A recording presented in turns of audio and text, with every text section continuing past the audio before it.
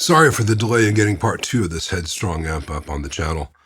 I woke up Christmas morning pretty sick and staggered through the day with the family and preparing meals and all that. And at about 5 o'clock in the afternoon, I just crashed, and I crashed hard.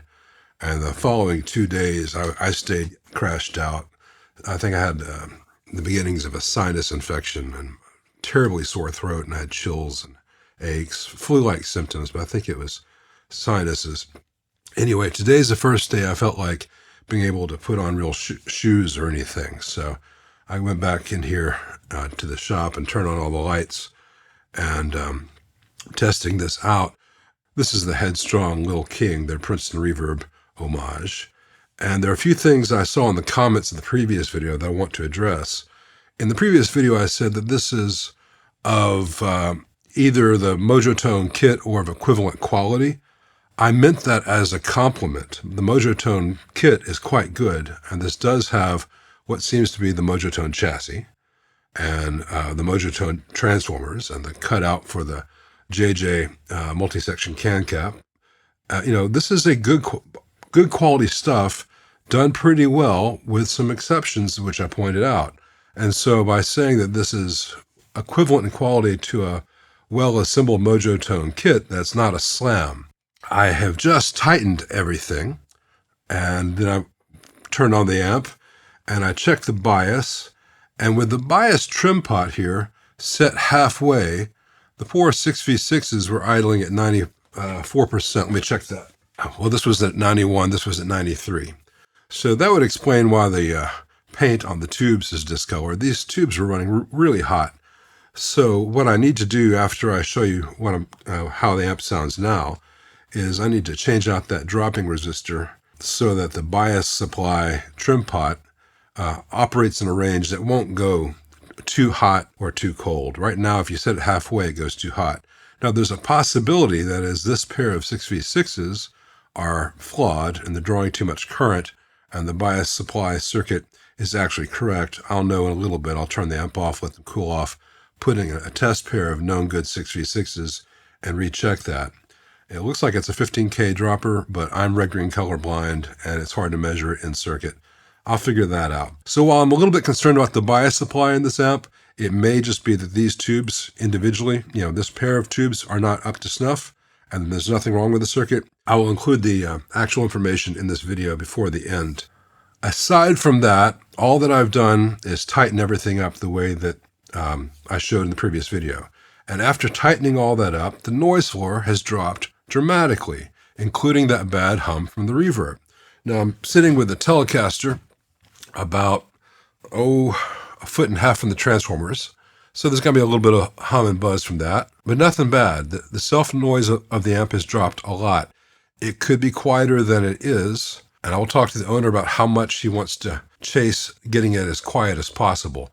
That would involve getting rid of the bus wire across the back of the pots.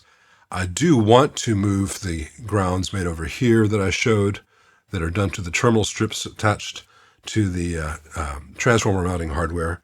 And I definitely want to put in a dedicated ground for this AC safety ground and change the way the hot and neutral are wired in this amp as discussed in the previous video. And I think Headstrong really should make those changes themselves in production. So it's really just a matter of the grounding and the fact that everything wasn't tight. But now this amp is sounding more like this.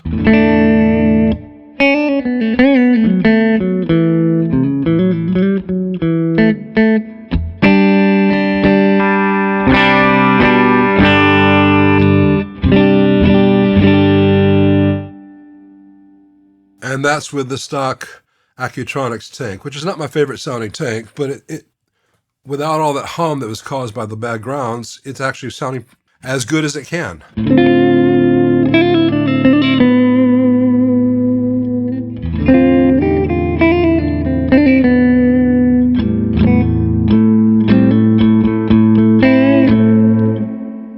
Forgive me if I don't play like JD Simo, even on my best days, but I am still feeling like I ought to be in bed. Anyway, the tremolo sounds good with the slower speed.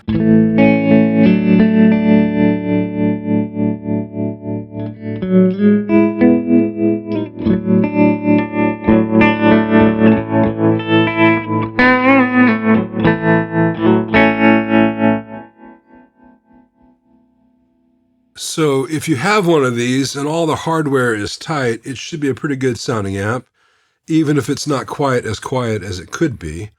I think the safety ground and the mains wiring have to be changed going forward, but it's an easy thing to do. A couple of things to point out.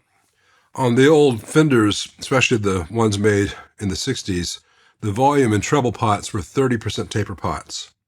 And so the levels that I have here on these knobs to get to what I consider the baseline for a 60s Princeton look a little bit high. 6.5, just under 5. If these were 30% J taper pots, they look more like this.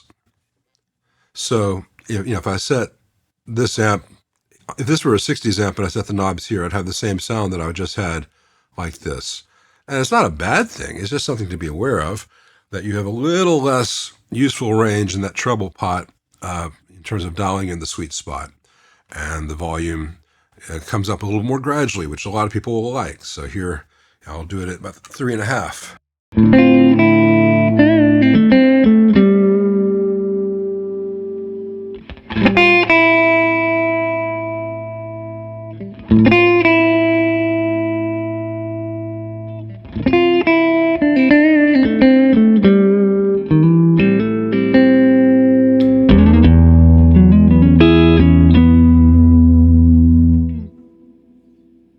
Again, that's all to taste. Use the nail set to make an indentation in the chassis. Started with a very small bit, worked my way up to this bit. I think it was a 5/32 that accepted a number 8 screw. It's a 1/2 inch, 8x32 or 8x24, I don't recall. I think it's a 32. Stainless steel screw. On the other side of the chassis, there's the head of the screw, and then a compression washer. And then on the inside, there is this grounding lug where the wire is soldered. On top of that is a stainless steel washer, another compression washer, and then a stainless steel nylock nut. So it's a dedicated ground for the AC safety cable. It's not going anywhere. And here you can see my quick and dirty way to attach the neutral to the other primary out of the way. This is an inert, unused node on the rectifier tube. And the AC voltages present on the red are much higher than the AC voltage that's potentially present on the neutral. So this is not what I do in production, but for a quick and dirty but safe way, and safe and reliable way to bridge the neutral to the primary, there you go. The 15K resistor that was here just set the bias way too hot. So this is a 22K, it gives a much better range. And so right now the bias is about 55% dissipation, about midway on the pot. A lot of good adjustment range for different players' taste. I find in a Princeton, 50 to 55% is kind of the sweet spot. I am for about 53. Gives the best result from the tremolo if the bias is a little bit on the cool side. I went ahead and mounted the power switch more flush to the chassis, just because it was sticking out and bugged me. Almost purely cosmetic, since it is a short bat switch, but it's a nice thing. If you're copying Fender, do what Fender did. These little marks here were already there. I did not make them. I might hit them with a little bit of black Sharpie just to disguise them. One thing I really like to do on Princeton's is add about a 2 meg resistor or 2.2 meg resistor from here to here. Very subtly adjust the taper of the intensity pot. You don't really notice it as a player, but should this pot ever fail and the wiper come off the track, the bias is here, and this goes to the grids of the tubes. The tubes would still have a bias reference. It would be very cold, but there would be a bias reference, and the tubes would not die just because a pot were to go south, or just a pot gets too dirty or whatever. It's a little bit of easy, cheap protection, 30 cents, something like that. I'm going to do that in just a minute. Aside from those safety changes and tightening everything up, I don't plan on doing anything else to this amp. The rest will just be making it even better, but it's pretty good now.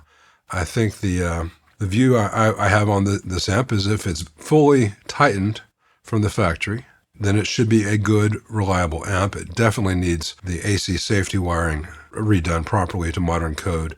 This, as it was pretty much copying what Fender did in the 60s, but electrical code has changed since then. You've got to keep up with the changes when it doesn't affect the sound, but it does protect the player. Now, someone's going to say, hey, well, hardware gets loose. Yeah, hardware gets loose a little bit here and there, but every single nut on this thing was loose. So that doesn't really hold water for me. But at the end of all that, the amp sounds good.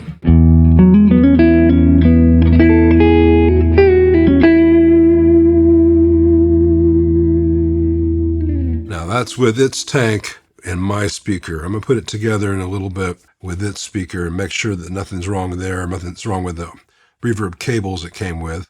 One thing I did notice when I first played the amp, you can hear it in the first video, is that there was a graininess to the sound, and just the tail end of notes, especially low notes, was really gritty and sounded unnatural. And the whole thing was just a little bit dirty. I think some of that is the grounds, and some of that is the fact that these tubes were biased at like 94%, which is, 93%, which is crazy, crazy hot.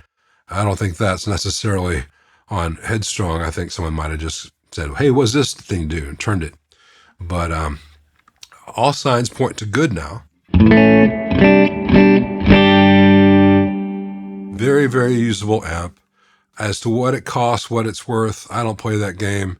If it's worth it to you, great. I could recommend this a lot more if the safety grounds were done right.